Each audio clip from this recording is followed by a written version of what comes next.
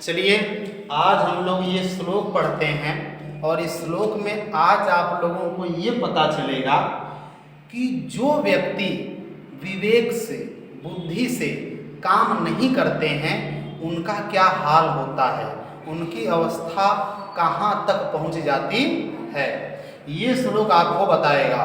और ये श्लोक जो है बड़ा प्यारा श्लोक है, ये भर्तृहरि जी द्वारा लिखा गया है और यह शिखरणी छंद में है। इस छंद को देखिए कैसे गाते हैं, पहले इस श्लोक को हम लोग पढ़ेंगे फिर उसके बाद इसका अर्थ जानेंगे।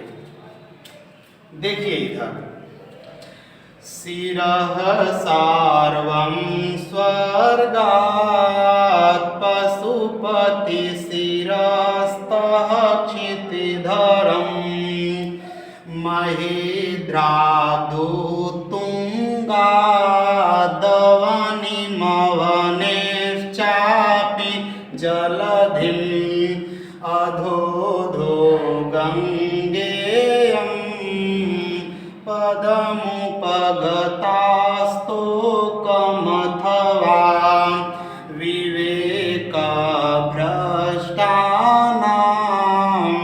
भवति विनिपातः शतमुखः। देखिए इस श्लोक का अर्थ, सबसे अंतिम वाली पंक्ति हम लोग देखते हैं, क्या लिखा हुआ है?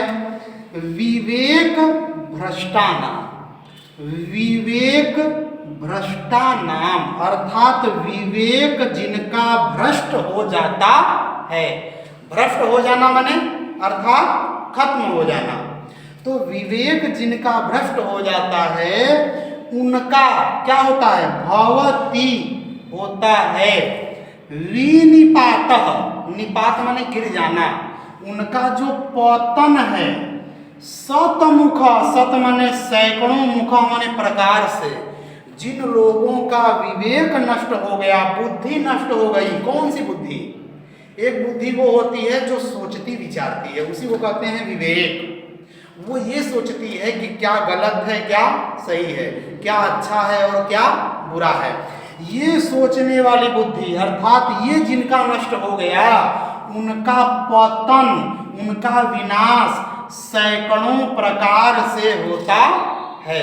तो ये उदाहरण दे रहे हैं कि भैया कैसे, तो एक उदाहरण के माध्यम से समझा रहे हैं। ऊपर देखिए लिखा है शिरः सार्वम स्वर्गात्, स्वर्गात् माने स्वर्ग से, सार्वम माने शिव जी के, शिरः माने सिर पर।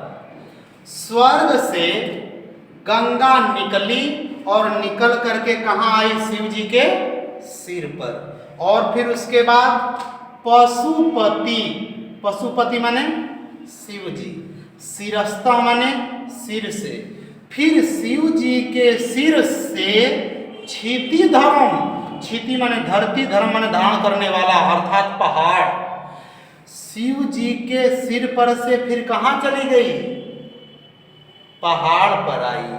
और फिर महिद्रात उत्तुंगा, और फिर ऊंचे उस पहाड़ पर से, महिद्रात माने पहाड़, हिमालय पर्वत, हिमालय, उस हिमालय पर्वत की चोटी पर से अवनिम, अवनिम माने पृथ्वी, कहाँ चली आई?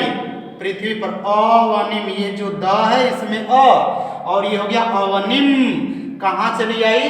पृथ्वी पर। और फिर आगे कह रहे हैं कि ये जो म में अ है इसको लेंगे अवनेश, अवनेश माने धरती पर से भी, चापी भी, जलधिम, जलधिम माने समुद्र। देखिए कहाँ कहाँ गई गंगा? स्वर्ग से निकली आकर के शिव जी के सिर पर चली गई, फिर शिव जी के सिर पर से पहाड़ पर अर्थात हिमालय पर्वत पर, फिर हिमालय पर्वत की चोटी पर से कहाँ? धरती पर, फिर धरती पर से कहाँ चली गई?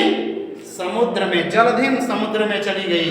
अब तीसरी पंक्ति में कहते हैं भर्तृहरि कि अधः अधः, नीचे और नीचे, गंगा इयम, यह गंगा, पदम उपगता, पदम माने स्थान, उपगता माने चली गई, प्राप्त हो गई, स्तोकम अथवा, स्तोकम माने और नीचे स्थान को, नीचे और नीचे स्थान को यह गंगा धीरे धीरे चली गई।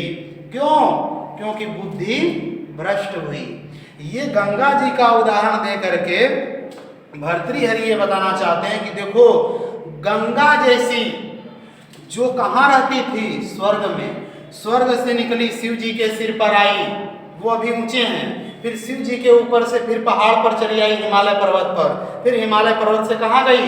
धरती पर चली गई, और फिर धरती पर से कहाँ चली गई? समुद्र में। इस प्रकार जो गंगा जी हैं वो कहाँ कहाँ गई? स्वर्ग से शिव जी के सिर पर से फिर पहाड़ पर, पहाड़ पर से धरती पर, और धरती पर से समुद्र में। इस प्रकार नीचे और नीचे और नीचे चली गई कि नहीं चली गई गंगा जी? तो ये बताना चाहते हैं कि जिन लोगों का विवेक बुद्धि नष्ट हो जाती है, ऐसे लोग कहाँ चले जाते हैं? और नीचे और नीचे और नीचे। अर्थात उनका जो पतन है ना, एक ही बार नहीं होता है, उनका पतन कई बार होता है।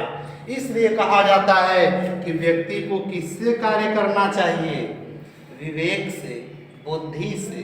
कौन सा विवेक? जो ये सोचता है, जो ये आपको बताता है कि क्या गलत है और क्या सही है। इस प्रकार आपका यह श्लोक क्या हो गया? समाप्त हो गया।